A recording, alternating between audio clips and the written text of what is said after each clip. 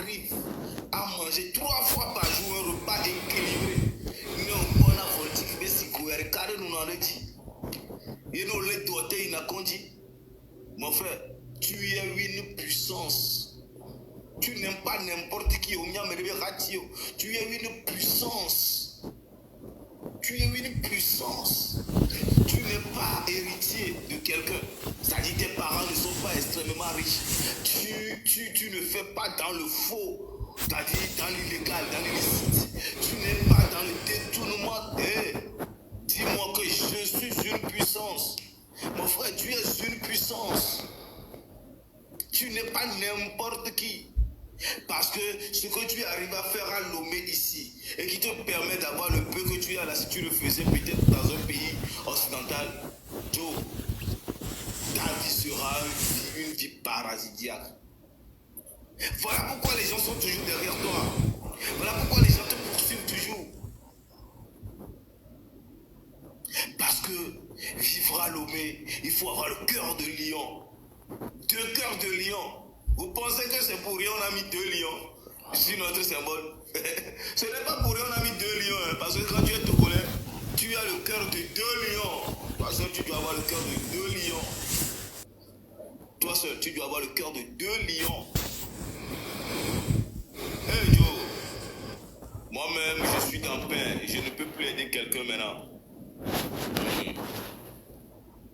Avant je faisais ça, mais arrivé un moment, mes charges sont tellement nombreux qu'aujourd'hui, je ne peux plus aider quelqu'un. Parce que moi-même là, ça ne va pas chez moi. Désolé. Vivre au Togo, le calvaire d'une nation en sursis, entre désespoir de l'exil et cris de ralliement de Caporal Wisdom. Bienvenue chers frères et sœurs soif de liberté et d'indépendance, like, abonne et partage cette vidéo. Lomé, décembre 2025. Sous le soleil de plomb de la capitale, une poussière ocre recouvre les espoirs d'une jeunesse qui ne sait plus à quel saint se vouer. Ici, le quotidien n'est pas une vie, c'est une performance de survie de haut niveau. Dans les maquis, sur les bancs des universités délabrées, ou sous les hangars des marchés, un nom revient comme un écho de révolte poétique, Caporal Wisdom. À travers ses textes incisifs, l'artiste slammer est devenu le porte-voix d'une douleur collective, celle d'un peuple qui se demande si son salut ne se trouve pas, finalement, ailleurs. L'art comme dernier rempart, quand Caporal Wisdom slame la vérité. Dans un pays où la liberté de la presse est souvent une façade et où la contestation politique est muselée par une répression de velours ou d'acier, c'est l'art qui prend le relais. Caporal Wisdom, figure de proue de la scène culturelle engagée, a récemment jeté un pavé dans la mare stagnante de la politique togolaise. Ces derniers textes ne sont plus de simples rimes, ce sont des rapports d'audit mis en musique. En dénonçant la mauvaise gouvernance et le détournement de fonds publics, Wisdom touche une corde sensible. Il ne se contente plus de suggérer des réformes, il décrit un système anthropophage où une minorité s'engraisse sur le cadavre d'une économie exsangue. Le Togo est un paradis pour ceux qui pillent, et un purgatoire pour ceux qui travaillent, semble dire chacune de ses strophes. L'artiste pointe du doigt ce que chaque Togolais voit sans oser le dire tout haut, les villas luxueux, qui poussent comme des champignons à Lomé 2, contrastant violemment avec les centres de santé de brousse où l'on meurt encore par manque de paracétamol ou de gants. La corruption. Le cancer qui ronge la République. Le diagnostic de la mauvaise gouvernance, évoqué par l'artiste n'est pas une vue de l'esprit. C'est une réalité documentée. Les rapports successifs de la Cour des comptes, quand ils finissent par être rendus publics sous la pression internationale, révèlent des gouffres financiers abyssaux. Le scandale des fonds de solidarité. L'exemple le plus flagrant reste la gestion des fonds destinés à la lutte contre la pandémie et à la relance économique. Des milliards de francs CFA volatilisés, des commandes de matériel jamais livrées, des rétrocommissions versées dans l'ombre. Pendant que le petit commerçant du grand marché de Lomé était étouffé par les couvre-feux et les taxes, l'élite dirigeante transformait la crise en opportunité d'enrichissement illicite. L'impunité, signature du régime. Ce qui révolte Caporal Wisdom, et avec lui toute la mouvance démocrate, c'est l'impunité. Au Togo, Détourner des fonds publics n'est pas un crime qui mène en prison, c'est souvent un ticket pour une promotion. Ce système de clientélisme, instauré depuis des décennies par le clan Gnassingbé, a transformé l'État en une propriété privée. Le combat de survie, le quotidien du Togolais moyen. Vivre au Togo en 2025, c'est pratiquer l'art de l'impossible. La vie chère n'est plus un slogan d'opposition, c'est une strangulation permanente. Le panier de la ménagère, le prix du maïs, du riz et du carburant a atteint des sommets historiques. Le salaire minimum, SMIC, malgré ses revalorisations de façade, est une insulte face à l'inflation galopante. Le système de santé, mourir au CHU Sylvanus Olympio, est devenu une crainte rationnelle.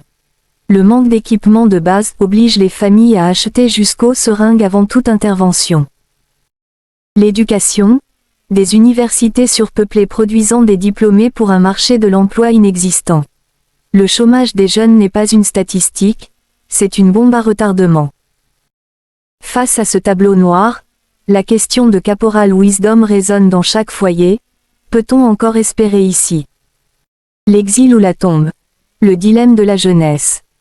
Doit-on s'expatrier? Cette question déchire les familles. Le Togo subit une fuite des cerveaux sans précédent. Les médecins, les ingénieurs, les enseignants, mais aussi les artisans les plus doués, n'ont qu'une obsession, obtenir un visa, n'importe lequel. Le drame de la migration. Ceux qui n'ont pas les moyens des voies légales se lancent dans l'aventure périlleuse du désert et de la Méditerranée. Chaque année, des fils et des filles du Togo disparaissent dans les flots, fuyant une terre qui leur refuse un avenir. L'expatriation n'est plus un choix de carrière, c'est un réflexe de survie.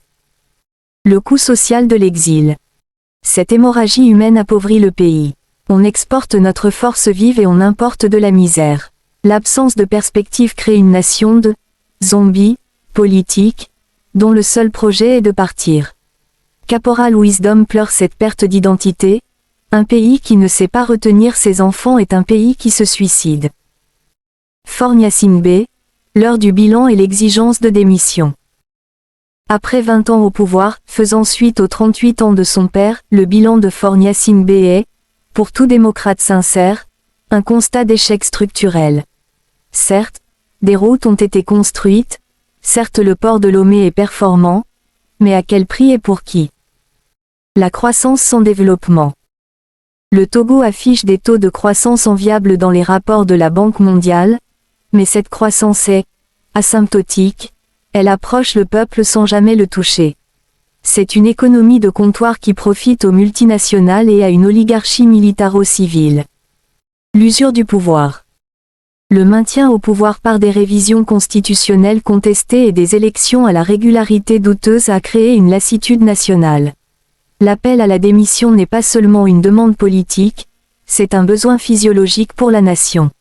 Le Togo a besoin d'air, de renouvellement, d'une alternance qui permette enfin de demander des comptes.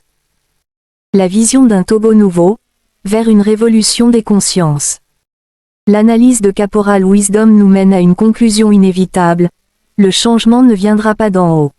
Le régime de Fort Gnassingbé est enfermé dans une logique de survie clanique qui exclut toute réforme sérieuse de la gouvernance. Le rôle de la société civile. Il est temps que les forces vives, les artistes, les syndicats et les intellectuels s'unissent pour imposer un nouveau contrat social. La peur doit changer de camp. Quand l'artiste crie que Fort doit démissionner, il ne fait que traduire en mots le soupir de millions de poitrines. La souveraineté retrouvée. Le combat pour le Togo est aussi un combat pour la dignité africaine. Un pays où les fonds publics sont respectés, où la justice est indépendante et où la jeunesse trouve du travail sur place. C'est le Togo, hors de l'humanité, que nous ont promis les pères de l'indépendance, et non ce comptoir colonial géré par une dynastie. Conclusion. L'espoir malgré tout. Vivre au Togo est effectivement un combat de tous les instants. Mais faut-il pour autant abandonner la terre de nos aïeux? L'expatriation peut être une solution individuelle, mais elle ne sauvera pas la nation. Le cri de Caporal Wisdom est un électrochoc. Il nous rappelle que le silence est complice. La mauvaise gouvernance n'est pas une fatalité divine, c'est un choix politique. Et ce qui a été fait par des hommes peut être défait par des hommes. Le Togo est à la croisée des chemins. Entre la résignation de l'exil et le courage de la résistance intérieure, le peuple choisit chaque jour son destin. Pour que le slam de Wisdom devienne un hymne de joie et non plus un chant funèbre, une seule issue semble s'imposer à l'horizon démocratique, un changement radical de système, porté par une exigence de transparence et de justice sociale que le pouvoir actuel semble incapable d'offrir. Il est temps de rendre le Togo aux Togolais.